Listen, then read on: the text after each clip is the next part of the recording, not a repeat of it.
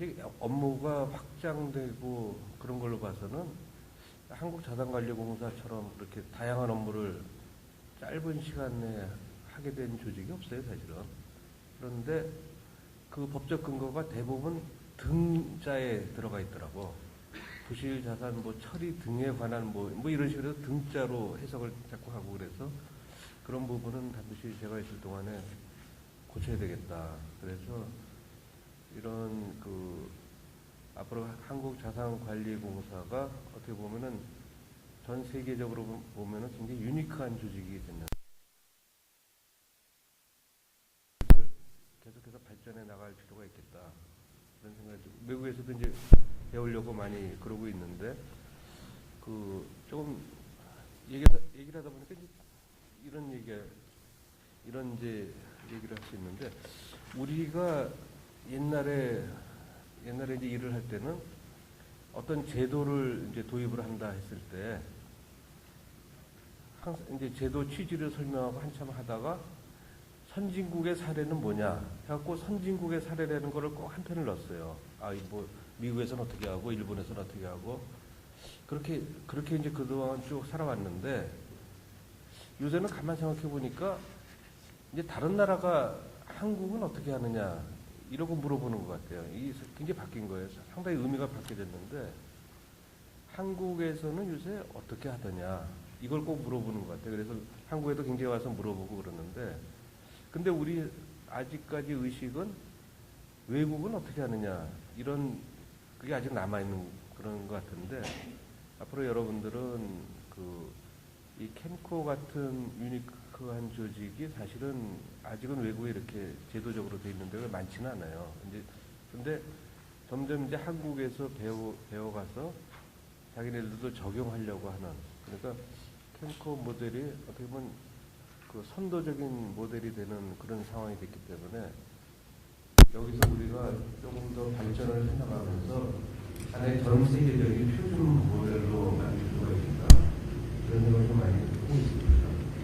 우리가 이제 빌 게이츠나 이런 사람들이 큰 돈을 벌게 된 것들이 보면 산업에 있어서 표준을 만드는 데서 그런 거거든요.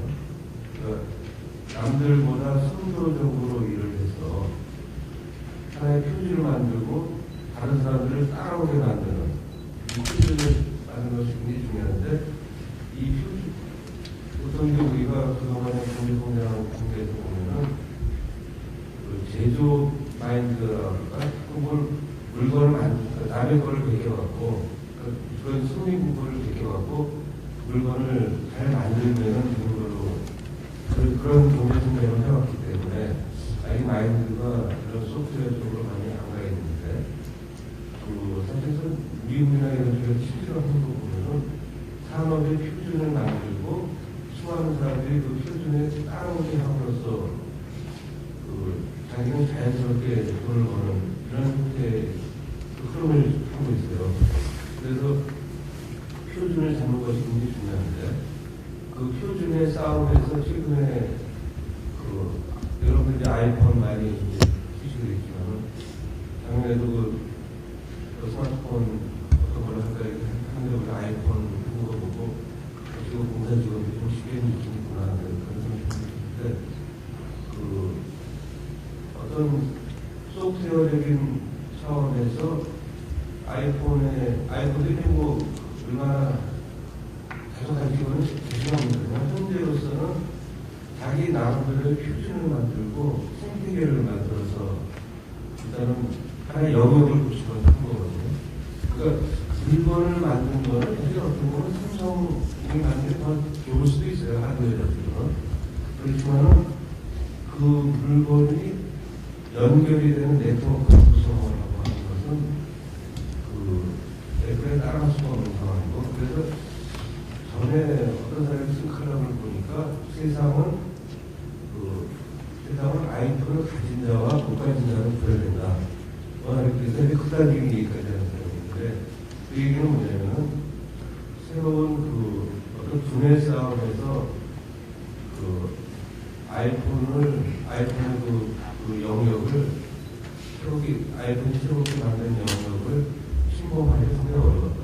그래서 지금은 그걸 따라가느라고 고생을 좀 많이 했는데, 그 비슷한 얘기가 제가 이제 제가 미래기획위원회에서 어디 특허나이 때문에 이제 하는 얘기 중에가, 그게 김연아 얘기를 좀 했는데, 김연아하고 아사나 마오하고 그걸 이렇게 그렇게 보면, 그게 이제 그 뜻을 아마 상당히 이해를 하실 것 같은데, 그 얼음판에서 뭐 두 번 들면 뭐야? 더블 도는 거고, 세 번 들면 트리플도 도는 건데, 아시다시피 우리 같은 사람은 한 번도 돌지도 못하지만, 하여튼 두 번 도는 거하고 세 번 도는 거하고는 라인이 엄청난 차이가 나고, 세 번 도는 거는 그 착지가 불안하기 때문에 항상 두 번하고 세 번하고 착지하고 상호관계가 있는 건데, 그 하이테크는 물론 이제 세 번 도는 것이 하이테크예요. 하이테크는 맞지만은 하이테크 세 번을 시도하는 건 훌륭하지만은 그건 착지가 불안하거든요. 그러니까 착지를 잘하면서 세 번을 도는 거는 상당히 현재로서 굉장히 어려운 단계인데, 이번에 이제 그 일본의 아사다 마오 선수는 그런 이제 기술력 있는 일본 사람답게 기술 영역에 도전한 거고, 우리나라 김연아는 이제 그때도 쓴 거를 보니까 허리가 좀 삐끗해갖고 세 번은 도저히 돌 수가 없는 상황인데, 그렇다면은 두 번을 돌 때 착지를 잘하면서 우아한 감정을 표현해 주자. 그러면 이제 실제로 심사위원들이 볼 때는 세 번 열심히 돌아서 기웃동하는 그런 사람보다는 두 번을 돌면서도 우아하게 표현을 하는 사람보다 점수를 따게 되는 거거든요. 그러니까 그 부분을 명확하게 지적한 게 사실은 일본인 교수가 지적을 한 거거든요. 그러니까 우리도 이제 그래서 아직 그 설명을 보면서 다른 생각을 했는데, 우리가 현상을 정확하게 보고 있는 것인가. 우리가 어떻게 보면은 사회에 여러 가지 문제들이 제기가 되고 있는데, 그 제기되고 있는 문제에 대해서 우리가 정확하게 보고, 그 다음에 거기에 대해서 정확하게 대응을 하고 있는 것인가, 그런 생각을 좀 많이 했는데, 하여튼 우리가 그런 하나의 생각할 때는 파도를 이제 경제적으로 생각하시고, 앞으로 우리 공사가 어떻게 나아갈 길은 어떻게 나가야 되느냐, 우리 또 노동조합이 어떤 역할을 해야 되느냐, 이런 부분에 대해서 한번 이런 새로운 관점에서 생각을 좀 해봐야 됐으면 좋겠다. 그 세상은 참 많이 바뀌어갖고, 진짜 바뀌는 속도가 너무 급격하게 바뀌는 것 같아요. 우리가 이제 1960년도 경제개발하기 전에는 국민소득이 $100가 채 안 돼갖고, 되게 아프리카 이제 가나하고 비슷한 수준이라고 그러는데, 가나는 아직도 지금 국민소득 1000불이 안 되는데, 우리는 $20,000가 되는 이런 엄청난 변혁이 있는 사회에서는 바깥 세상의 흐름이 너무 빨리 바뀌기 때문에 이 대응을 못했을 때 처질 수밖에 없는 거고, 이 처지는 게 정말 개인적인 스트레스, 사회적인 스트레스로 귀결이 되면서 우리 사회 전반적으로 좀 새로운 양극화 현상이라든지, 또 우리가 OECD 국가 중에서 이제 재살률이 높은 그런 나라가 되고 있는데, 그런 사회적인 스트레스, 이런 것들이 자꾸 유발이 되고 그래서 걱정이긴 한데, 하여튼 이런 부분이 어떤 변화를 마치고, 변화에 또 대응을 안 하면은 또 그게 사람이 또 어려운 구조니까, 하여튼 그런 차원에서 우리가 그런 변화에 유연하게 대처를 하면서 또 우리 개인의 발전, 조직의 발전, 나라의 발전을 기하는. 더구나 이제 우리는 올해 슬로건으로 나라를 튼튼하게, 서민을 행복하게라는 아주 멋있는 그런 단어를 지금 마련했고, 최근에 뭐 짧게 한 거, 그것도 뭐라나? 거기 뭐, 얼마 전에. 기업문화서. 기업문화서. 거기 보면 스마일 탱커, 스마트 탱커 이렇게 나왔는데 하여튼 우리가 웃으면서 행복하게 그러면서 튼튼하게 또 스마트하게 이 좋다는 단어는 다 갖다 놨는데 하여튼 이 좋은 단어가 우리 현실에서 보여질 수 있도록 그래서 앞으로 그리고 김정석 위원장님을 필두로 해서 우리 대의원님 여러분들께서 많은 협조를 해주시길 바라겠습니다. 그래서 하여튼 저희들도 이런 그 신나는 도시문화, 활기 있는 도시문화 그리고 어디 가든지 배리어가 장애물이 있으면 안 된다고 생각해요. 이 장애물이 있으면 결국 오늘도 이게 모래사장 보시면 제가 어디 자리에서 봤더니 다 이게 건물들을 지으려고 모래사장을 다 침범을 해갖고 모래가 습려나가고 있는 현상이 벌어지는데 그러니까 우리가 자연 상태를 너무 침범을 하면 그 자연은 반드시 그 개방하는 그런 문제가 되기 때문에 그런 거를 헤쳐나가면서 그 앞으로 우리 도시기에 잘 발전될 수 있도록 그렇게 했으면 좋겠고 사실 배리어가 되는 거는 훨씬 편하게 의견할 수 있으니까 그 우리 위원장님 항상 그 조직의 문화를 그리고 의견들을 많이 실험을 하고 있지만 저도 역시 그 마찬가지로 오픈마인드로 여러분들이 계시하는 거에 대해서 좋은 건 좋은 대로 안 좋은 건 안 좋은 대로 여러분들 서로 협의해가면서 우리 그 공사를 정말 세계에 유례 없는 훌륭한 조직으로 만들었으면 좋겠다. 그런 생각을 해서 인사 말씀드리겠습니다.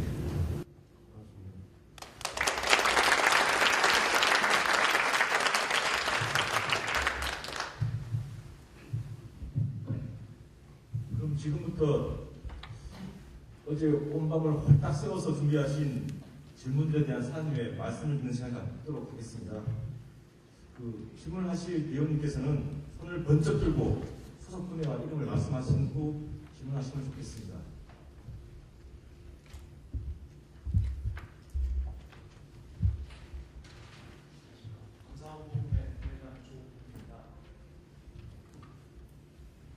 감사홍보부의 부회장 조은입니다. 먼저 바쁘신 중에도 우리 노동조합 대의원 워크숍에 참석해 주신 사장님께 감사드립니다. 한 가지 여쭙겠습니다.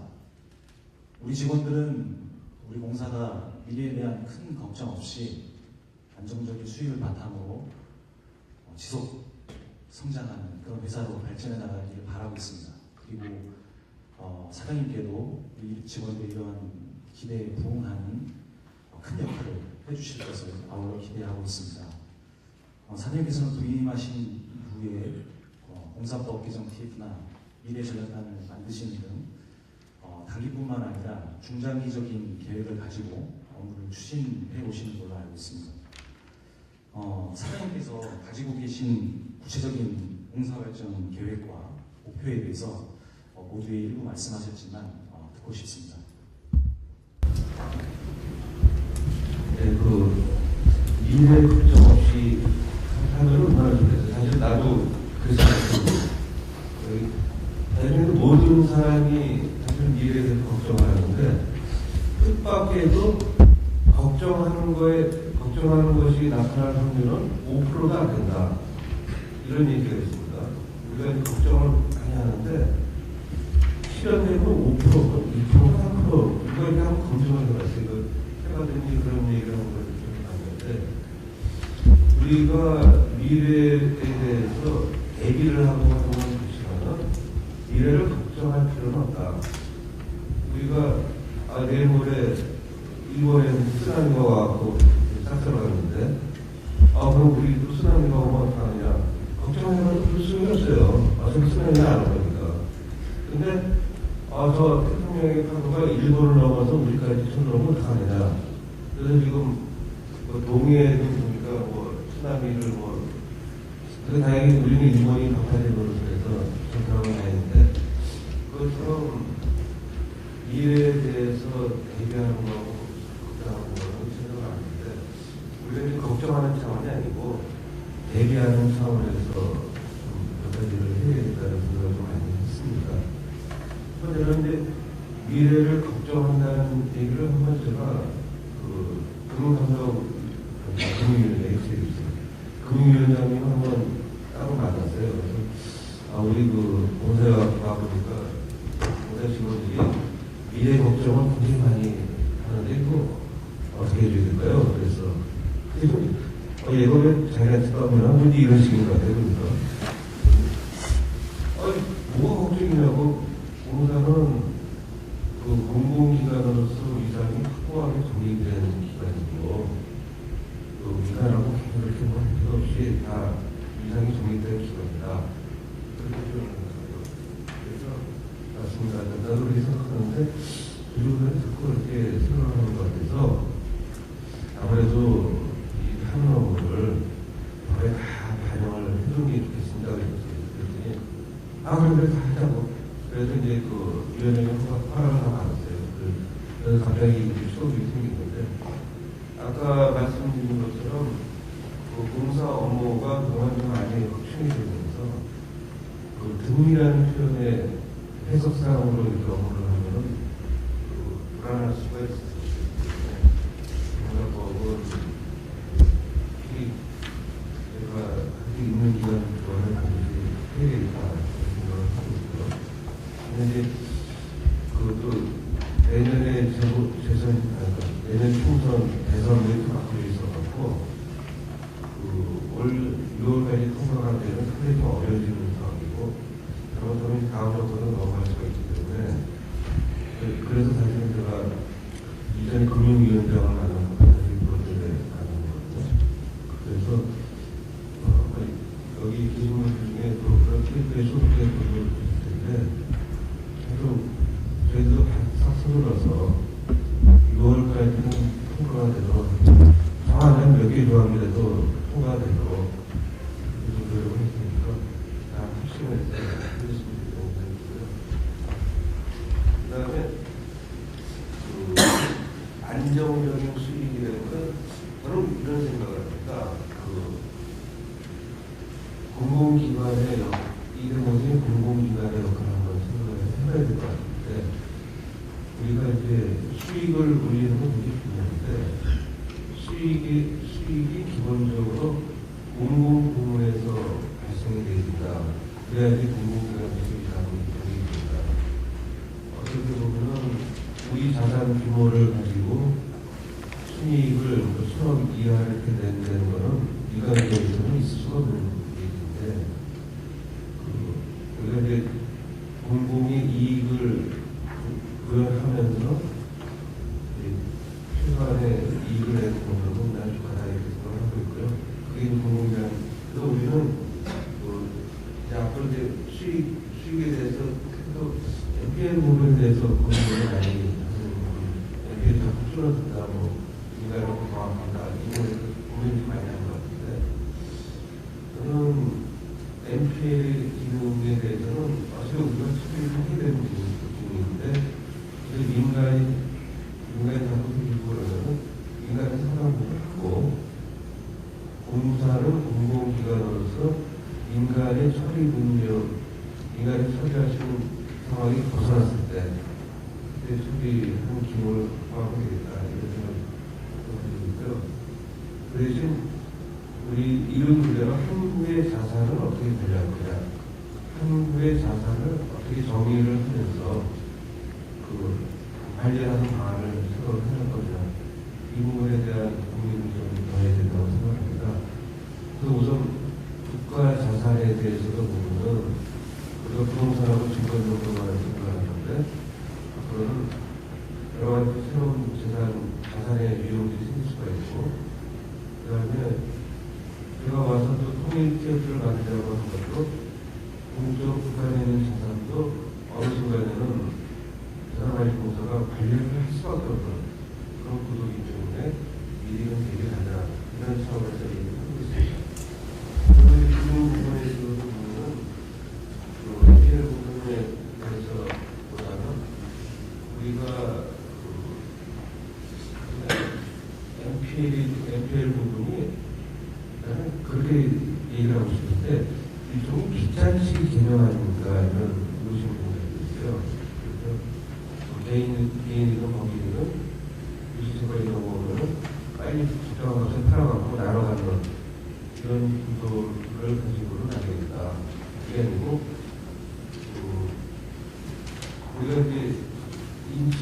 순환 과정에서 혈액이 순환을 하고 있으면 노폐물이 생기는데 노폐물을 걸러주는 역할이 이 심장하고 이제 간 이런 역할이 있는데 나는 그 자가관리공사가 금융 부분에 있어서는 심장과 같은 역할을 해서 노폐물을 걸러주고 그 걸러진 피를 다시 피드백시키는 혈액순환 과정에 피드백시키는 역할을 해야겠다. 우리 경제 상당히 순환 과정이기 때문에 그 노폐물을 제거해서 순환하는 그런 역할을 해야겠다. 그러려면 기업에 대한 회생 문제, 개인에 대한 회생 문제, 이 부분에 대한 고려를 같이 해야겠다. 그래서 이제 매각 위주의 경우에서 좀 더 가능성이 있다고 하면 우리가 회생 차원의 투자나 투자, 또 개인에 대해서도 개인도 그런 지금 지방 다니면서 그런 얘기를 하고 있는데 법인의 경우는 페이퍼를 출발해서 없어진 페이퍼가 정리하는 하나 있지만 개인의 경우는 사람이 나기 때문에 사람에 대한 부분은 어떻게 할 수가 없는 거다. 그런 사람에 대해서 좀 케어했으면 나와요. 이런 것들이 이제 개인의 신용자산이라는 카테고리로 들어가고 되는데 그래서 우리가 한국의 자산의 개념을 이런 것들을 조금 더 폭넓게 해석을 해볼 수 있겠다. 이렇게 생각을 하고 있습니다. 그래서 앞으로 그런 관점에서 우리가 다른 관점에서 보면은 또 달리 생각하시는 거거든요. 그러니까 우리가 빗장치기 개념에서 순환 과정에 회생 이런 과정을 보면 또 새로운 것이 보일 수가 있기 때문에 그런 쪽에 새로운 비전을 만들어서 공사가 그런 방향으로 움직이면 어떨까 생각합니다.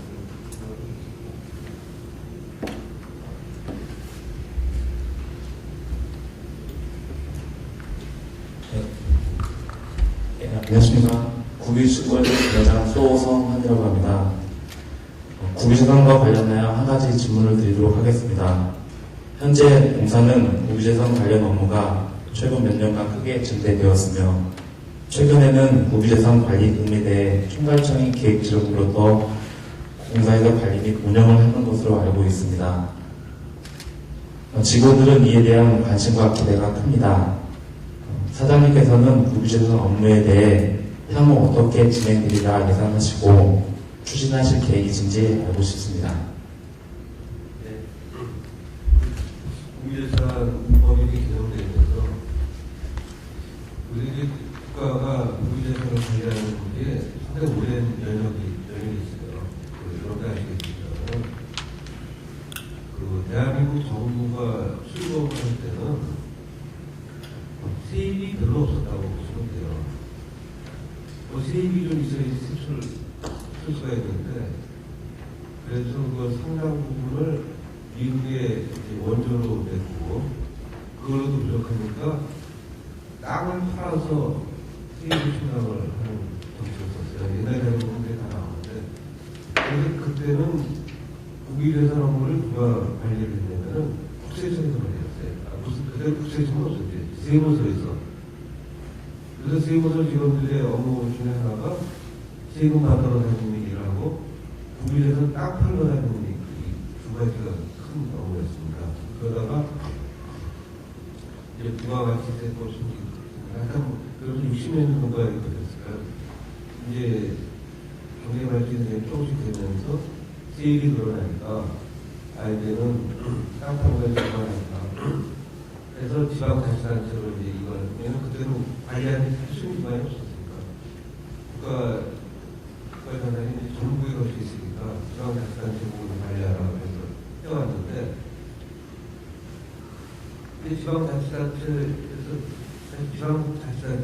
그렇게 큰 관리 능력은 없지만 그래도 그럭저럭 유지를 해왔는데, 이 지방자치단체 선거를 하다 보니까, 단체가 선거를 하다 보니까, 이제 관리가 안 되기 시작한 겁니다. 사실 투로 단체장이 되는데 여기는 또 불법을 점유하고 있는 그 땅에 대해서 또 대부력을 매기는 이렇게 사실 참 어려운 거기 때문에 그래서 국가 차원에서 되지 않겠다. 그래서 이제 여러 가지 고민을 많이 하다가 자산관리공사가 사실은 지금처럼 이렇게 구비자산업을 크게 하려고 생각을 해본 사람은 별로 없을 거예요. 그런데 처음에 좀 해보다가 관리 능력이 보여지니까 되게 커져갖고 이제는 땅뿐만 아니라 증권, 새로 입된 재채권, 앞으로 제가 볼 때는 지적재산권까지 생각보다 너무 생각하는데 그만큼 관리 능력을 보여주기 때문에 앞으로 계속 그런데 이제 다른 토지공사나 이런 쪽에서 가지고 있는 업무들이 이런 식인데 자산관리공사가 업무를 좀 잘하는 거예요. 다른 공사보다 잘하다고 생각해요. 그 관리 능력을 보니까. 그래서 이 국유 업무에 대해서 많은 관심을 가지고 하나의 큰 덩어리가 됐기 때문에 이 부분에 대한 발전 방향, 또 기금의 하나의 관리 주체로서의 역할 이런 것들에 대해서 많은 연구를 해야 될 것 같고 우리가 아까도 얘기했지만은 남한의 자산뿐만 아니라 북한의 자산까지 관리를 해야 되는 상황이 조만간 오리라고 보는데 독일의 경우도 신탁청을 만들어갖고 동독의 자산을 관리했는데 우리나라는 신탁청을 굳이 만들지 않아도 자산관리공사가 그 역할을 쓰는 그 시대로 얘기를 해놨으면 좋겠다 이런 생각을 좀 하고 있습니다. 근데 이제 기금으로 운영주체가 되면서 기금이 참 되게 독특한 상황이 됐어요. 옛날에 우리나라가 특별회계가 있을 때는 어쩌면 허수의 회계일 수밖에 없는데 단연도 예산 편성을 하면서 자산이 매각이 돼야지 그 매각 재원을 가지고 쓸 수 있는 건데 그게 매각이 잘 안 되거든요.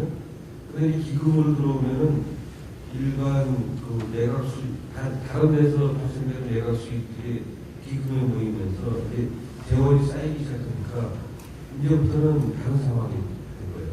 지금부터는 기금에 돈이 쌓이기 시작하기 때문에 이 기금을 가지고, 그러니까 좀 전에 우리나라의 특별회계는 거기에서는 특정 땅을 팔아야지 그 돈을 가지고 쓸 수 있는 체계가 있기 때문에 옛날에 결산해 보면 대규모 불용이 떨어지게 되는데 지금은 그렇게 1대1 대응을 안 해도 이렇게 돌아가기 때문에 앞으로는 기금을 통한 개발 업무 이게 상당히 중요해지는 상황이고 더불어서 어제 제가 대구시 갔다 왔습니다만은 이 지방자치단체와의 공유재산 개발 문제 이것도 가만 보니까 자산관리공사 외에는 할 수 있는 데가 좀 없는 그런 상황인 것 같아요.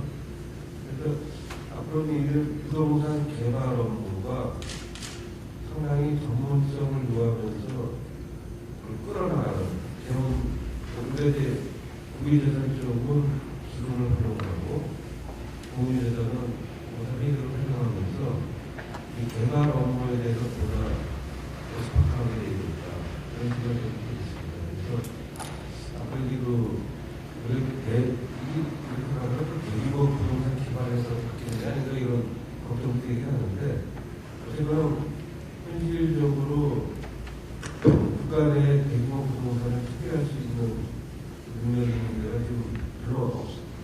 저는 토지공사 투자가 좀 지금 상실되는 상태이다 보니까 이 공사가 앞으로는 그 역할을 수밖에 없는 거고 그래서 추이를 좀 보다가 우리가 부동산 개발의 전문가의 양성 내지는 부동산 개발 금융의 양을 확보 이런 쪽에 좀 관심을 가지고 앞으로 대비를 해야 된다고 생각합니다.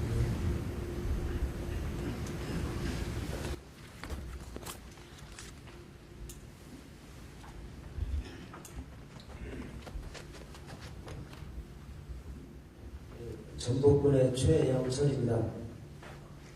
우리 직원들이 한 1000명 가까이 되는데 지금 저희들이 현안이 이게 인사 쪽에 문제가 많이 있습니다. 바로 돌아오는 8월, 9월에 15명 계약직 직원들이 있습니다. 그분들이 여기 대의원들에도 참석을 했는데 그 회사 측에서는 그 15명에 대한 그 처리 방안을 또 생각하고 계신지 궁금하고요. 두 번째, 예전에 우리가 정규직 모든 계약 직원들을 정규직화하면서 다 정식 직원이 되었는데 이분들 사실 같은 동일 직급에서 같은 월급, 같은 상급, 보수 체계가 너무 차이가 나기 때문에 사실 내부 통합도 안 되고 상대적으로 소외를 많이 받고 있습니다. 적게는 1,000, 1,500, 뭐 많이 금액 차이가 나고 있고요. 이거에 대해서 앞으로 점진적으로 어떻게 좀 개선 방안을 처우 개선에 대해서 고민을 하고 계신지 궁금합니다. 세 번째, 저희들이 그 가정의 날을 첫째, 셋째 지금 시행하고 있는데 저희들이 퇴근만 제대로 지켜준다면 가정의 날도 굳이 이렇게 첫째, 셋째를 운행할 필요가 없다고 생각하거든요. 결국은 업무가 좀 있고 많이 있기 때문에 그럼 주 1회로 확대하는 건 어떤가?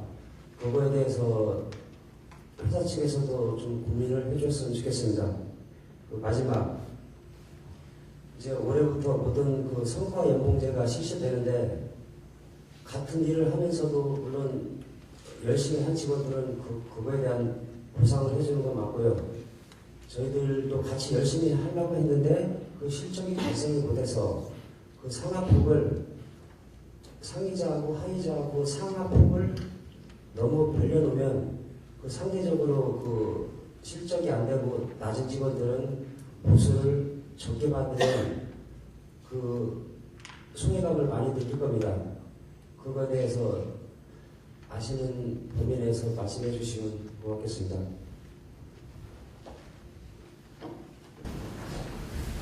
예상 답변자요? 네. 그 계약직 15명 소집에서 10,000명이 다들 좀 상황을 알아보는데 차명명 사장님과 답변 드릴까요? 네. 사장님 말씀 많이 하시고 왔으니까 잠시 쉬고 제가 답변 드리겠습니다. 약간 피곤한 부분이니까요. 강민수 이사입니다. 아까 얘기하는 그 15명, 그 7월인가 8월인가 나오는데 전반적으로 지금 금년도 인력 계획은 저희들이 조금 고민을 하고 있습니다. 잘 아시겠지만 저희들이 정원이 702명이에요.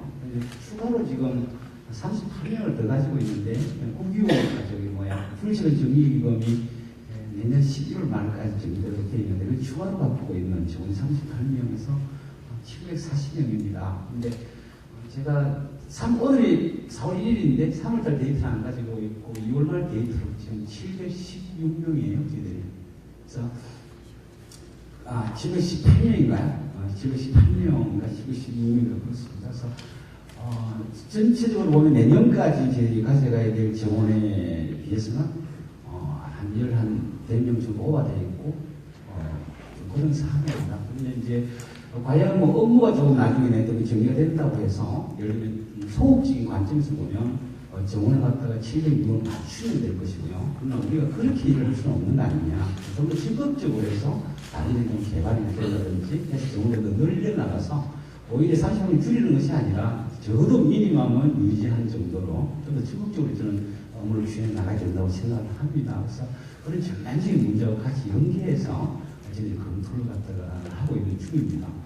두 번째, 저안정 문제 관련해서 제가 이제 공사의 역사가 이렇게 깊지 않기 때문에 여러분들 깊이 있는 이 스토리가 있는 그런 업무에 대해서는 답변을 드리기가 조금 곤란한 점이 있긴 하지만 적어도 제가 하는 범위에 대해서는 지금 급여 시스템, 급여 테이블상의 전환직과 공사 정규직 간의 차이는 없습니다. 그래서 그 부분에 대해서는 필요하시면 담당 직원으로 하여금 아까 우리 정부 분에서 오신 분한테 직접 전화드려서 설명을 하시는 기회를 갖도록 그렇게 하겠습니다.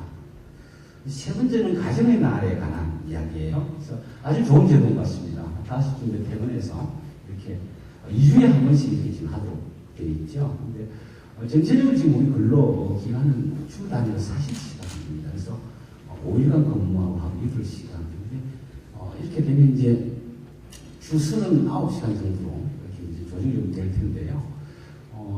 궁극적으로 봐서 꼭 그 하루에 뭐 8시간까지 회사에 근무한다고 해서 생산성이 더 높아지고, 예를 들면 무슨 뭐 7시간 한다고 해서 생산성이 더 떨어지고, 저는 그렇게 개인적으로 생각하지 않습니다. 그렇지만은 이 부분은 좀 긍정적인 마인드를 갖고 임원진들과 논의를 좀 한 다음에 다시 우리가 백종노사 협의라는 절차가 매 분기를 있으니까 그런 데에서 한 번 더 의논할 수 있는, 오늘은 이슈를 저희가 주신 걸로 그렇게 제가 이해를 하고 있겠습니다. 네 번째는 성과연봉제에 관한 사항인데요. 이 부분은 뭐 보는 관점에 따라서 저희들은 상당히 또 다른 시각을 하고 있습니다만, 여기 앉아 계신 우리 대의원님들이나 집행가원님들께서도 경님이랑 조금은 다른 시각을 갖고 있다는 걸 잘 알고 있습니다. 걱정도 많이 한다 하고 계시는 걸 잘 알고 있고요. 근데 이제 이 부분에 대해서는 개인성과 평가가 굉장히 중요한 부분인데, 그런 부분에 대해서 사실 제가 담당 이사로 지금 한 석 달 정도 근무를 하고 있습니다만, 충분히 여러분들한테 알려드리고 설명을 해줄 수 있는 기회를 갖지 못했습니다. 그래서 좀 준비를 시켜서 관련 부서에서 제가 일사분기도 하고 싶었는데요. 잘 아시다시피 저희 감사를 받는 것 때문에 제가 한 20일, 3주 정도 시간을 잃었습니다. 그래서 4월 중에 이 부분에 대한 설명 기회를 좀 갖도록 하겠습니다. 단지 대체적으로 성과연봉제의 아주 근본적인 문제는 이제 누적적이냐 비누적적이냐에 따라서 굉장히 문제가 있습니다. 사실은 그렇습니다. 그렇지만 적어도 우리 공사는 비누적적입니다. 그러니까 금년도에 적용된, 혹시 내가 조금 그 성과가 미약해서 조금 부족한 부분이 있다더라도 연말되면 다시 일단 중간으로 돌아와서 얘네들이 다시 이렇게 적용되는 비인위적 개념이기 때문에 여러분들이 한번 이런 과정을 쭉 설명을 들어보시면 그 중에서도 또 물론 100% 다 이해가 안 되는 부분도 있긴 하겠지만 상당 부분은 여러분들이 갖고 있는 우려나 이런 것이 좀 불신을 칠 수 있을 것이다 이런 생각을 갖고 있습니다. 어쨌든 4월 중으로 이번에 좀 준비를 잘 해서 여러분들한테 옛날 선거연봉제가 도입될 때 여러분들을 17번 찾아갔다는 제가 기록을 갖고 있는데, 이러한 설명도 좀 충분히 그런 정신을 가지고 접근해야 된다. 그런 기본적인 생각을 갖고 있습니다. 그래서 보다 많은 설명 기회를 갖도록, 그리고 여러분들의 의견을 수렴할 수 있는 채널을 갖도록 그렇게 하겠습니다. 좀 무시무시한 답변인데 제가 보수 답변자니까 널리 이해해 주십시오. 이상입니다.